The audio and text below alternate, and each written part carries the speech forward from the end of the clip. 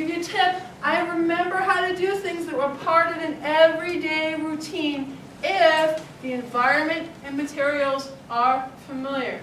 Is that true in the skilled nursing facility compared to their home? No. Right? It was different at home.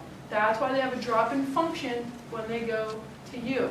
If you want to enhance function, it's going to depend on what stage they're in the dementia, but you're going to decide, should they be on a short stay? Because my plan is for them to go home so that we could get those residual abilities, or they're going to stay here for a really long time. And you have to start thinking about those things as soon as they're a new admit to your company. Because if they're going to stay there for a long time, then you don't want them on the subacute rehab unit.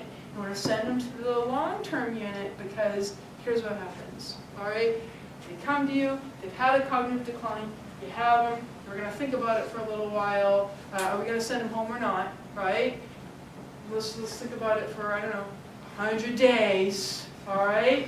And then when he's there at the end of the 100 days, we go, I think he's going to live here, okay? And this guy found your therapy room, he found you, he found his room, he knows his nurse's names, he's been making gains, right? And then you move him to the long-term unit. What happens? He declines. You get a re-referral as a Med B beneficiary not 2 weeks later.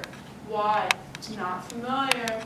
Right? He was familiar with your subacute unit. Are you dual licensed in most of your facilities, Lynn? Are you dual licensed to beds? Like, do you have acute beds on the long-term wings as well? Or? Yep. All right. So, long-term unit right away. Okay? Are the families going to be okay with that? No, they're never okay with it, right? But get them okay with it up front so that we preserve the highest level of function.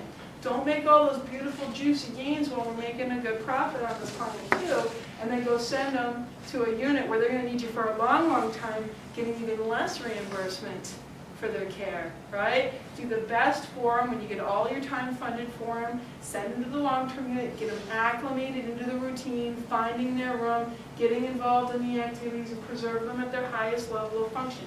Otherwise, it's like moving Jenga every time. And you know what? If they don't live there and they go home, fine. It was just a prophylactic. We were just preventing the cognitive decline by keeping them in a familiar environment just in case. Does that make sense? Do you see the cognitive decline when you change their rooms around? Do you see the cognitive decline when their nurse assistant leaves the company to go work for another company? You ever see that? They just die? You ever see that? Because that nurse assistant was keeping that routine. The routine was helping them function, okay? I mean, it even happened with my Aunt Gert, okay? My Uncle Bobby used to go visit her every day at the SNF. He was one of those ones who stayed there for 4 hours every day, fed her lunch, okay? And then last year, he died in May, and Auntie Gert died in June. Okay? He was a significant part of her routine. And when he passed away, she lost the routine that was helping her cling to that stage in her dementia. Full aspiration pneumonia textbook.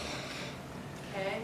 So, we have to consider those things when we're talking about changes in people's lives or getting them back to their routine. These all are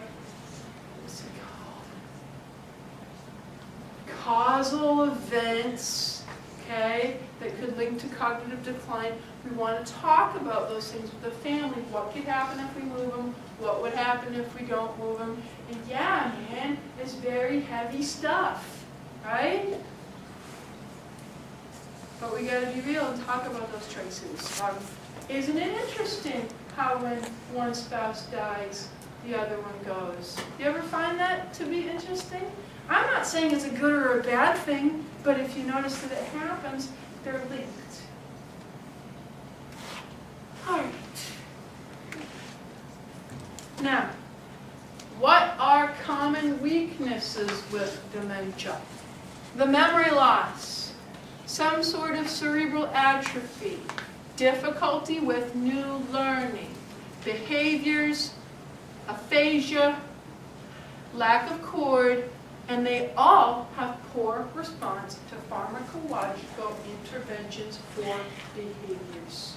You see them take a sleeping medication, and they are snowed the next day, right? They take Ativan, they're in la-la land, okay? They are very sensitive. Why? Probably because they already have a cognitive decline, and if you're giving them a medication that's going to tamper with their cognition again, they're very vulnerable. And that is why Medicare is making that new initiative to decrease the use of pharmacological interventions in long-term care for geriatrics. What does that mean? They're only going to pay for up to 6 meds. Whoa! Are they going to change your staffing ratios? No! Alright, so we're going to have to be very creative on how we manage behaviors if we're not going to have those drugs to help us. Can we use restraints? I don't know, are you a restraint-free company? Is anyone not restraint-free in here? Anyone? Okay, then no! Alright, we're going to have to find some ways to deal with the behavior. So we'll spend a lot of time today talking about how to deal with the behavior stage by stage. And these are all things that you as therapists can work with your nursing team on to address the behaviors, and it's all reimbursable. Okay?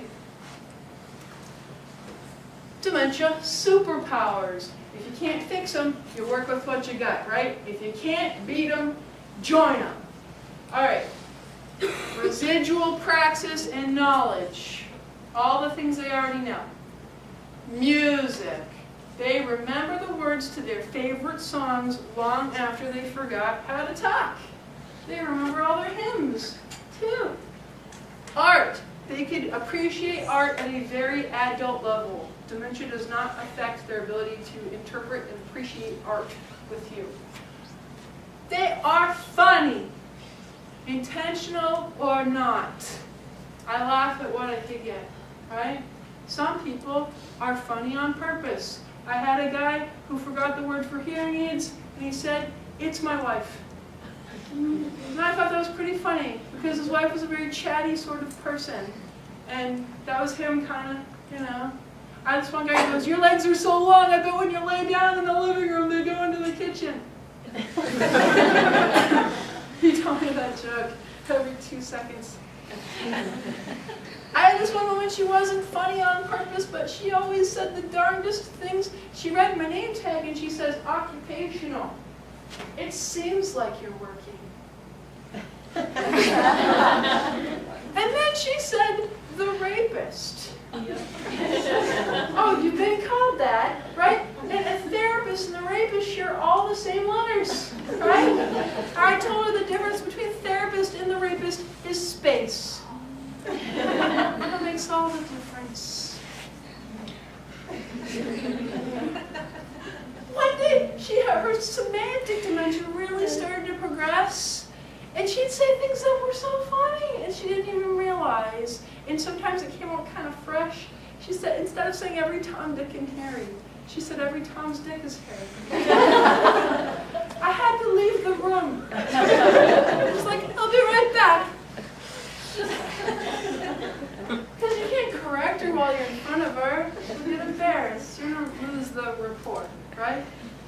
Okay. They're honest. They're the most honest person that you will ever meet. They're not necessarily the most insightful, right? So if they call you evil, don't go home and reflect on that, right? But if they call you beautiful, that was clarity.